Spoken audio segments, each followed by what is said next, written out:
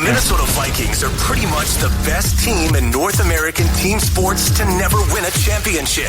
Welcome to Before We Die with Jesse and Thor on Purple Daily and Score North.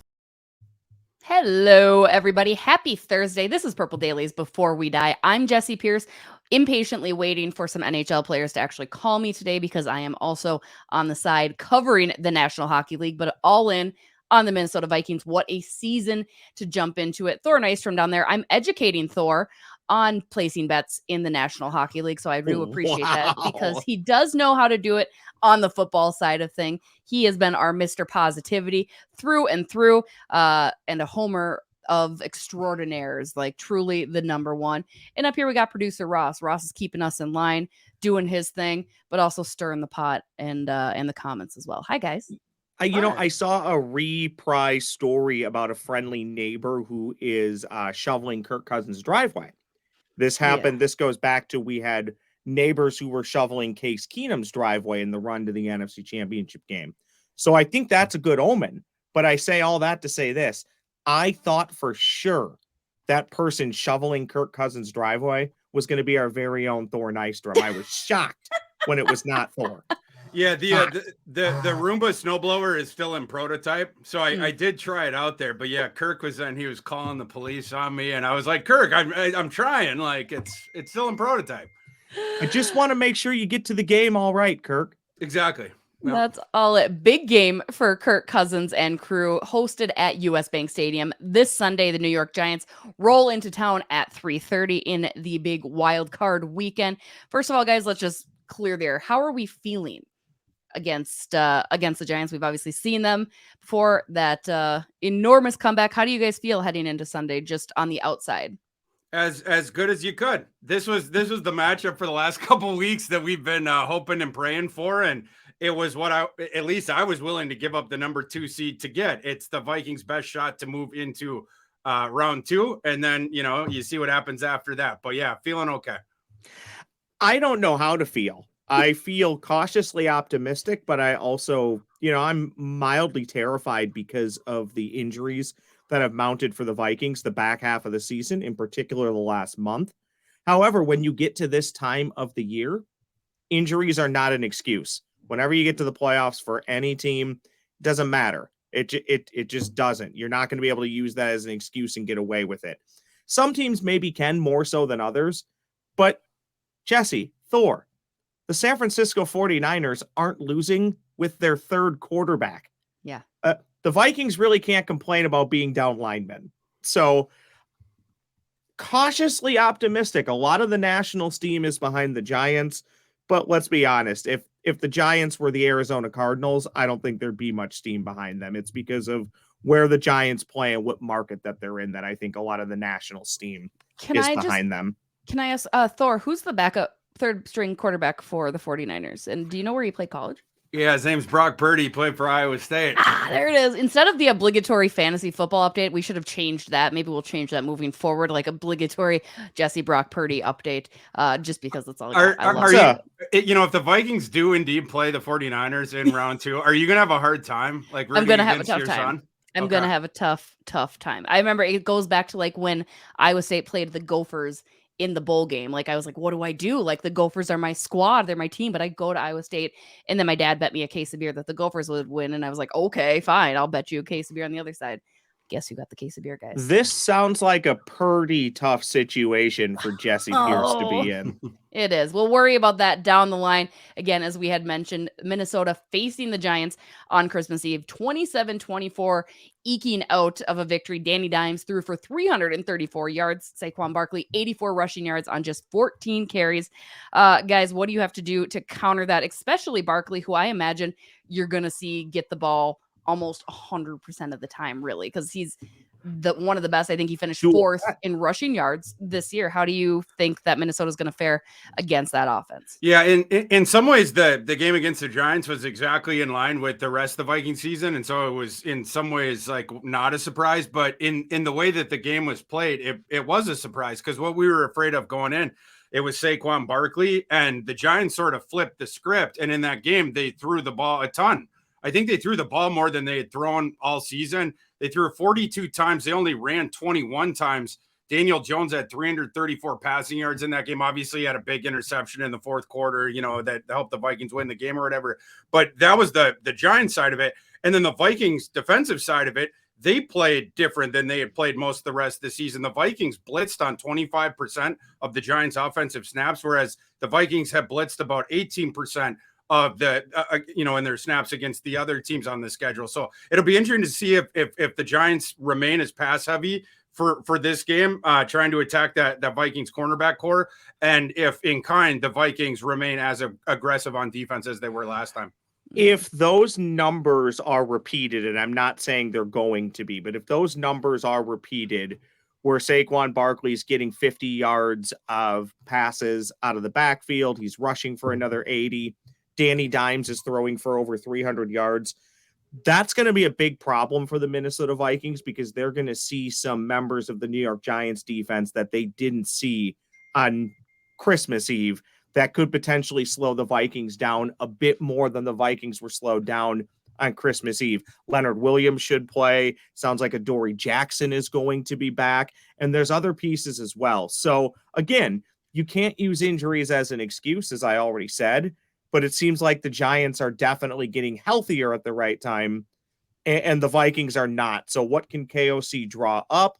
What can he do offensively to make sure the Vikings can get to 24, 31 points? Most importantly, what can Ed Donatel do to slow down Danny Dimes and that New York Giants offense? Well, and my other concern, I think, is Daniel Jones is a very good rusher. And in that game, for whatever reason, similar to Barkley, he didn't run the ball as much. I mean, he has been a vital part of the New York Giants' success and the run game. He's only behind Justin Fields, Lamar Jackson, Josh Allen, and Jalen Hurts for rushing the more yards at the quarterback position. I mean, 708 total yards. So I think that's also something that this Vikings defense is going to have to absolutely be up to snuff to stop that. Maybe we see more blitzes. Who knows, right? That could help. Hey, guys? If you blitz, a great call, but if you blitz, you got to be careful. You got to keep your containment, right? You got to keep him in the pocket. If he turns left or turns right and gets past those edge rushers or the guys coming on the edge, that's where all of those rushing yards come from. By the way, over 700 rushing yards.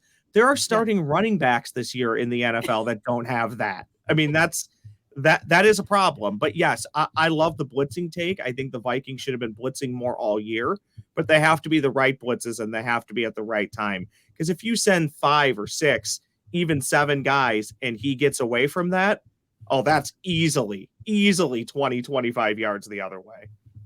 Yeah, Ross, you mentioned injuries mounting for the Minnesota Vikings, but it definitely feels like this is the game where, and this is coming from my hockey perspective, where they play at all costs. If you're even somewhat able to go and do your job to a near 100%, you got to go, right? Because it's a win or go home situation. You have to see all your players who are capable, even if they're playing through something without obviously extenuating circumstances. You don't want anybody getting further hurt that will delay the start of next season, but it does. It feels like one of those games where you have to see people out there, even with banged up bodies. So the hope is that you do. I don't know that Garrett Bradbury's ready to get there just yet, but I mean, these injuries are going to really hurt Minnesota in this first matchup. Well, yeah, it's for sure all hands on deck on both sides, right? Because, Ross had mentioned that Giants have been banged up too, and any of their guys that are on that questionable line, they're going to be, they're going to be playing if they can, right? And on the Viking side, it looks like Blake Brando, that he's going to be a go. He was taken off the injury report, I think yesterday on Wednesday. A little bit surprising. He seems a little bit ahead of schedule. And this is great news because now you can, as long as he is good to go, you can now start him potentially at right tackle over Oliudo. And then you're still crossing your fingers on Bradbury. It doesn't look quite as optimistic with him, but if you can sneak by the Giants here, it looks like Bradbury could be able to go the next week, and that would be huge, obviously. Yeah, and I think on that injury take that Jesse brought up, if you're one of those guys, we'll use Garrett Bradbury as the example, and you're Garrett Bradbury and you can play at 75%, 70% without being at further risk for re-injury or damaging what already has been injured, and you think, and the team thinks you're better at 70% than Chris Reed at 100%, Which is then you probably got to true. play. And maybe that's not this week, but in general, that's the school of thought. If you're better injured than the guy replacing you, you need to play, because it can literally come down to one play by that guy that ends your season. Over on the Giants side of the injury part, Leonard Williams, as we had said, he's been dealing with a neck injury. All indications are that he will go. The concern there, boys, is obviously, along with Dexter Lawrence, one of the most fearsome interior defensive line combos. How is the Minnesota offense going to counter that, especially, again, with Williams likely to play alongside Lawrence? It might be the biggest key of the game, because if the interior pressure is getting there the entire time for New York, it's going to foil all of the Vikings offensive game plan, whether it's in the run game or whether it's in the passing game. They have to hold up to some degree. They're not going to win that battle, but they don't need to win it. They just need to get not stampeded. Where all of a sudden it flips the whole game, on its head or whatever. So it's absolutely huge, especially with Leonard Williams coming back. Your point's well taken. They're pretty ferocious inside. I liked fearsome, but ferocious is also good. I'll take that. I'll take that synonym. And Adarius Jackson as well, who's been out since week 11 with that knee injury. One of the best cornerbacks in the NFL. Do you think, should he play, he will get that JJ matchup? And how do you think Justin Jefferson could handle Jackson? Yeah, probably, but it depends on how healthy Jackson is. If indeed he can go, because if it's a situation where he's 80%, they might figure that the other guy, the island of Fabian Moreau or whatever, like that he should be, doing more of the Jefferson stuff. It's just dependent on that. But for sure, if Jackson is anywhere near 100%, yes, you put him on Jefferson. And in the last game, I mean, it's a great point that we had talked about this leading into the Vikings Giants game in week 16 or whatever that was, that the Giants secondary, specifically at cornerback, they were so banged up, and the Vikings receiving core went absolutely wild, and then including TJ Hawkinson. But Justin Jefferson in that game had 12 catches, 133 yards and a touchdown. Hawkinson had 13 catches, 109 yards, 2 touchdowns. The Vikings really didn't need receivers outside of that, because those guys were just dominating. And with Jackson back, it helps the Giants potentially address Jefferson more. But again, just dependent on his health. Because if you're rushing him back, like for instance, the Vikings rushed Darrisaw back from his concussion, and obviously Darrisaw came back too early and he was still not effective. That's one thing. First off, apologies on my mute button failure. My apologies for that. Secondly, what I'm most interested in this upcoming game against the Giants is honestly the beginning of the game. Is there going to be a feeling out process again? Is there going to be new looks shown by both teams' offenses and defense? Because you got to remember, December 24th, it's literally what? 3 games ago, less than 3 weeks. I mean, there's going to be some familiarity here, but what does the beginning of the game look like? Are both teams going to stick with what they do well? Will there be wrinkles thrown in? And how comfortable do the Giants look? Again, they were just at US Bank Stadium. There were some comments about how loud or not loud it was in US Bank Stadium. You got to steal my segue like that. I've been building that up in my head. No, I'm not going to. But what I'm saying is, will the Giants be in awe of US Bank Stadium? My hunch is yes, because I think it will be even louder than it typically is. As our dear friend Ross teased, Giants left guard Nick Gates, following that Christmas Eve game, and just the other day said the Vikings fans are too, quote, Minnesota nice. He felt that it was very quiet at US Bank Stadium, which has been the opposite of what most folks have said or heard. I mean, even on TV watching it, you hear how loud US Bank Stadium is. I mean, granted, that game, I think, had a lot of people stunned and shocked, and you were just kind of trying to figure it out. But how rockin' is US Bank Stadium going to be come Sunday at 3:30? Oh, it's going to be rocking. Yeah. And that guy probably should have put that one back in the holster and just kept his mouth shut. Cause that's something you say.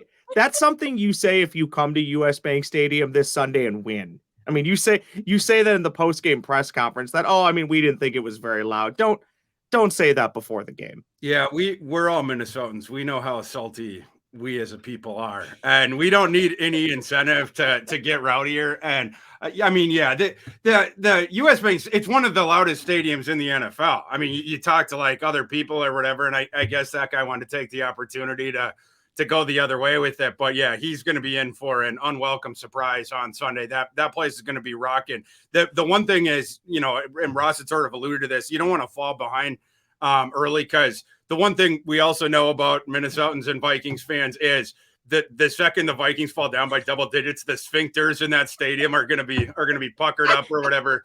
And that could change the energy a bit. So it's just very how easily we give up as Minnesotans. Like, yeah, classic. This is what happens. But like the roller coaster, just up and down. So it's very important that the Vikings stay on the course early in that game.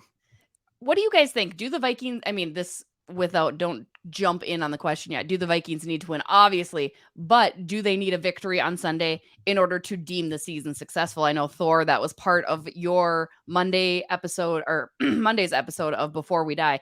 For me, I think this win absolutely can summarize the season. If they don't win, then unfortunately it's the fraud narrative, right? It goes on that side of the fraud thing. Oh, they were never actually that good. They just got lucky with wins, yada, yada.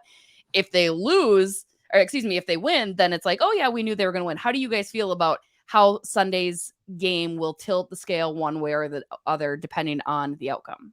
Well, I mean, yeah, it would be disappointing in a vacuum for sure, but does it make the season a disappointment? No, categorically not. Like, the expectations for the Vikings coming into the season, it was 7 or 8 wins. They win 13, they win the North. So losing in the first round of while disappointing based on the season that they had, it was above every expectation that you would have had coming into the season with the first year coaching staff, the first year administration, everything like that. So no, not in that regard. Yeah, I think Thor and I will disagree here, but I'll put a caveat that you do need to see, if the Vikings were to lose on Sunday, what happens to the Giants? What does the general landscape of the playoffs end up looking like? Who ends up being the Super Bowl champion and all of that? The one thing I'll go back to as to why I would say, fans can view the season however they want, but I will tell you, if the Wilfs and leadership view a situation as a failure, then it is a failure. And again, this coaching staff, this quarterback, not necessarily quarterback, but this coaching staff, head coach, staff, and GM were brought in to retweak, if that's even a word, reload and win now. They could have went the Ryan Poles Chicago Bears route and tore it down. They didn't. This ownership group wants to win, and they want to win now. So yeah, I think going 13-4 and losing right away in the playoffs, that is a failure. Does it mean that the season was a failure? I don't know, but initially, yeah, it's a pretty big failure. You can't, even though you're only the 3 seed, which again, I'm having a tough time grappling with, you can't go 13-4 and lose right away, especially at home, and especially when you were brought in to win and win now. So I differ from Thor. I think it is a failure if you don't win. Okay, sorry. 1 second. Well, I guess my rebuttal to that is context matters. Like, you have to have the measuring stick of what the expectations were and then what the result was. I don't know how you can say that it would be a disappointment when everybody thought they were going to win 7 or 8 games. They win 13, they win the division. Like, regardless of what happens in the playoffs. No, it's not regardless, though. Nobody cares unless you win the last game of the season. Right. And can't your expectations change? That's not what the discussion is. Can't your expectations change throughout the season, though? Raise your bar, Thor. Well, sure, but you can't say that it was like Kwesi did a disappointing job or Kevin O'Connell did a disappointing job or the team did a disappointing job, seeing as though they way jumped over the bar that had been set for them just because of the way the last game of the season went, particularly when you know the context that their offensive line is shot, etc. Right? Thor, I think, as one coach in town likes to say, I think you need to change your best, Thor. Change your best. No, I mean, I just understand the context of what everybody expected of the Vikings coming in. Mm-hmm. It's like if everybody says the team's going to go win 3 games and then they win 10, you can't be like, well, they didn't go 17-0 and win the Super Bowl, so they're a disappointment. At a certain point, there has to be a metric for what the expectation of the performance was. I do agree with you on the context matters, and that's where this is fairly subjective, right? You're looking at it in the prism of what did we think heading into the season. I'm looking at it as what the Wilfs think. And the Wilfs will not be happy if this team goes 13-4 and loses in the first round. By the way, to their first love before the Vikings became their love, the New York Giants. They won't be happy. It's true. I thought you were going to say money. You know what makes me happy? Second love is the New York Giants. First love is money. Do you Good guys catch. want to know what makes me happy? Oh, no. Winning in Thor's hammers. Let's go. Let's gear up some new ones. You guys can't catch me. I'm too far. Too far. Thor's hammers. Put them up. Yeah. God, look at that. The numbers are like inverse there. Huh? Pretty cool. Also, there is a mild controversy the last few weeks when Thor has sent the update. He's like shorted himself on losses and the math doesn't add up. So then I've had to go back. So I think Thor is either testing my math skills, which you shouldn't do. Yeah. Or B, he's trying to make himself look better, which to me seems to be most likely. Probably the better odds. Yes. Well, yeah, you can go back and check my math. Let's just say if I was cheating, Thor would not be in last place. From my perspective, the numbers look great. I think they're just spot on. The most important number is number 1, which I am. So all right, can we get to the subject at hand? Yeah, okay. And by the way, very quickly, at this point, I no longer believe I can catch Jesse, so I'm diverting back to just my own picks because last week was atrocious. I went 0 for 5. Yeah. So I'm no longer hedging or trying to chase. I'm just going off of gut. We'll see how it goes. We begin where we always do. Kirk Cousins passing yards, 272.5 against the Giants on Sunday. Jesse, over or under? Under. Yeah, he did 299 the last time around against a much more depleted secondary, so I feel like I also have to take the under on that. Okay, I guess I'm gonna go over. I was leaning towards an under, but after that, I gotta fade both you guys. So that was a kind of creepy laugh there, Thor. That was a bit of a maniacal laugh. Yeah. Well, I get too much joy fading you guys, but Jesse in particular. You can't though. It's game over. It's just because it hasn't gone well doesn't mean I can't keep doing it. It's like in Arrested Development when they're like, "Did it work for all those people?" No, but we're gonna. You should only get joy out of fading Jesse if it works. Yeah, right. So far it has not. No. We're gonna keep trying. Delvin Cook rushing yards 70.5. Jesse, over or under? Under. Oh, okay. No, I want to. No, no. I gotta say, I want to go over. I'm gonna go. Yeah, under. Okay. I'm gonna go over here because the Vikings. You take Kirk's passing number. Say it's only 250. Offense is gonna have to come from somewhere, and I'll take the over.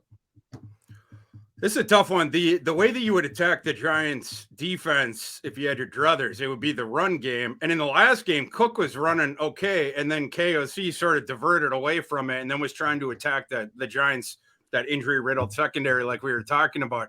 The equation might change a little bit. If you have Jackson back, Williams being back, the interior pressure. I'm gonna go under on that one as well. Cook only has 4.4 yards per carry this year. There's so many more fumbles as of late.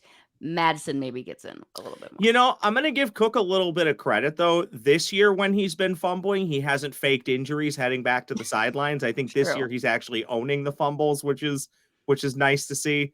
Yeah. But yeah, it always feel, not to be negative Ross here, but it always feels like we're just one handoff away from a bad Dalvin Cook fumble. 100%. Let's hope he got all of those out of his system in the regular season. Yeah, his ball security's been terrible this year. I don't understand. His ball security's been terrible. Just kidding.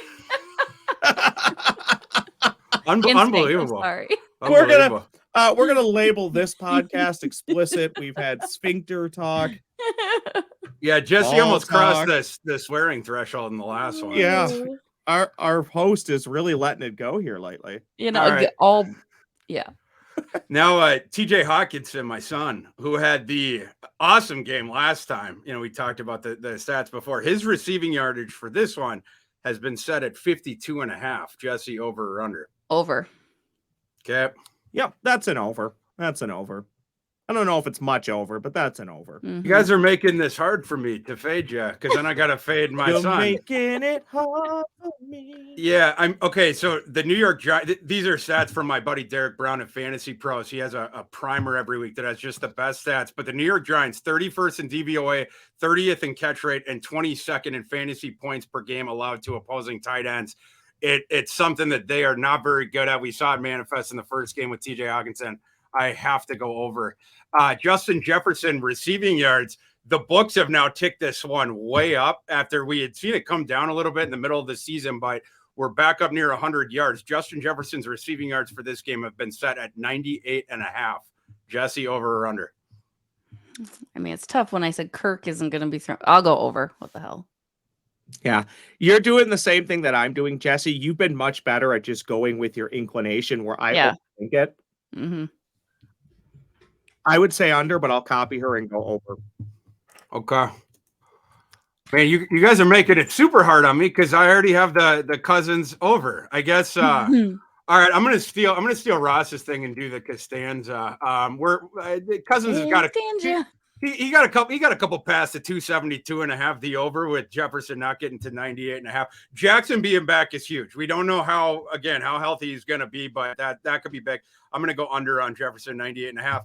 Then the Vegas line for this game, Ross alluded to this earlier in the show. There's been a lot of steam on the Giants, both in Vegas and also the media. A lot of people, the Giants are their pick or whatever. But this line has not budged. Curiously, in contrast to some others that we've seen this season, the Vikings are still -3 against the Giants on Sunday. Jesse, who you got? I'm going to take the Giants. Okay. So Ross can buy how the Giants win this game. And Ross actually understands why the national media is picking up steam on the Giants. Ross also is not sure why he's speaking in the third person during that was the number one question Jesse had of Thor's hammers. But Ross is going to be positive because Ross actually continues to see the path to the NFC Championship game. So he's going to take not only the Vikings to win, but they'll cover that 3 points. Thor is also going to take the Vikings. We are going down on that ship. And if it's coming this weekend, well, we'll have to go down with it. But I again, this is the game that the Vikings matched up the best in. We've already seen this game once. As long as the right side of that offensive line doesn't cave, I think the Vikings are going to be okay here. The point total for this game, the over-under has been set at 48 points. Jesse, over or under? Under. Okay. Say that again. Was it 40? 48. 48. Flat. Okay. I thought I heard that wrong. Oh God, I just don't trust the Vikings defense at all, which means the Giants will get a fair amount of points. I'll take the over. I am also going to go with the over for very similar reasons. The Vikings defense is certainly going to get gouged for some yards, but the Vikings offense is certainly going to light up the Giants for some points as well. So Duke Shelley can't cover everybody. He can only cover one guy. He can't cover everybody. That is true. And it brings back, it's from the first game. It's another good point because the Vikings were blitzing more and the Giants do not have a good receiving core. So it's the game plan I would have had going in if I was Donatell too. But then the Vikings corner sort of got ripped up by this crappy Giants receiving core. Isaiah Hodgins was looking really good. Richie James was looking good. Darius Slayton was looking good. A bunch of these no-name guys. So that can't happen in this game, especially now that the Vikings have gone to the more man coverage. Donatell, he finally late in the season decided to make a change.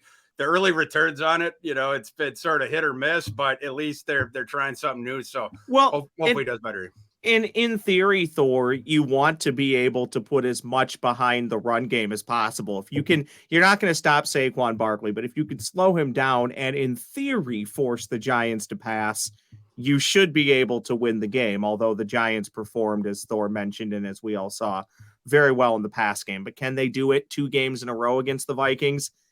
I don't know. I think if this game was in New York, I'd take the Giants, but I like the Vikings. Well, one guaranteed win that you can make is with our Crazy and Canadians Cousins Crusaders of Purple Daily by making a donation to kirkcousins.org on behalf of the Crazy Master.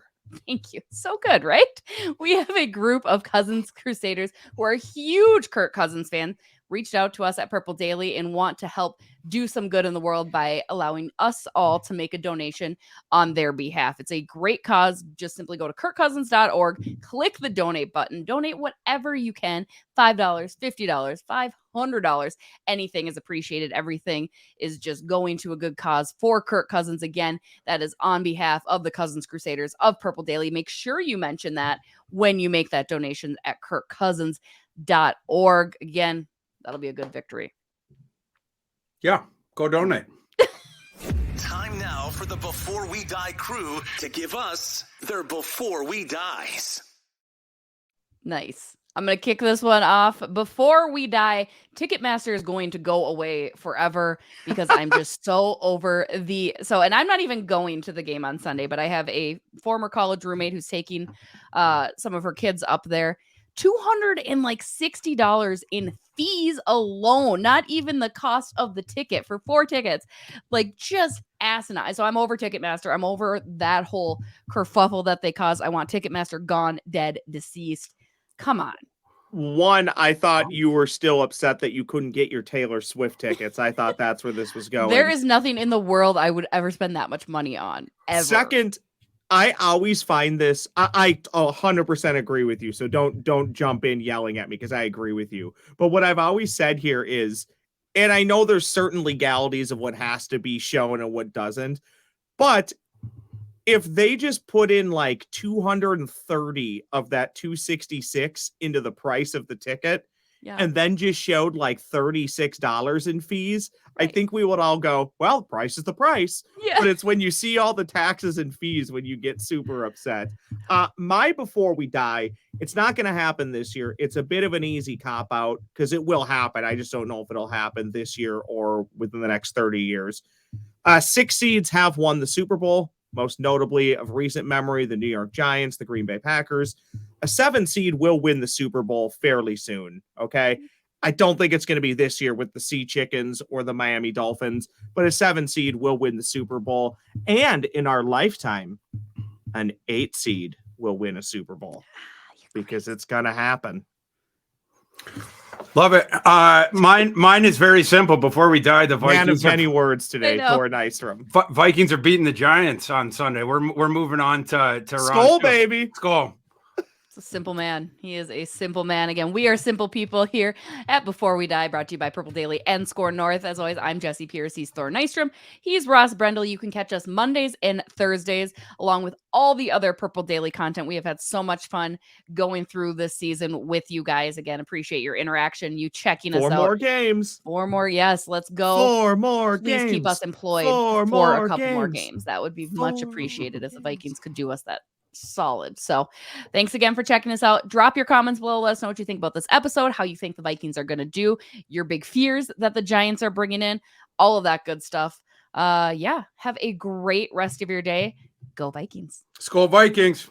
4 more games. 4 more games. And a pin. Boothor.